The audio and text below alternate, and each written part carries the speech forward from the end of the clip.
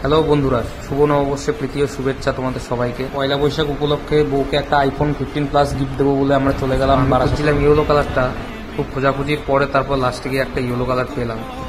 আর যথারীতি আমার একটা আইসিআইসিআই ব্যাংকের ক্রেডিট কার্ড থাকায় আমার 6,000 টাকা ক্যাশব্যাকও হয়ে গেছিলো। এই দেখো ফোনটা কেমন হলো তোমরা কমেন্টে জানিও।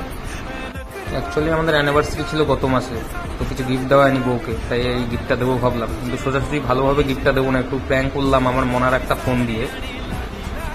তো আমার বউর শরীরটাও একটু খারাপ। নতুন ফোনের বাক্স থেকে তো খুব খুশি হয়েছে, কিন্তু ভেতরে কি আছে সেটা তো আর জানে না। যাই হোক, দেওয়ার পরে যখন দেখলো ভেতরটায় কি আছে, খুলে দেখছে যে বাচ্চার ফোন।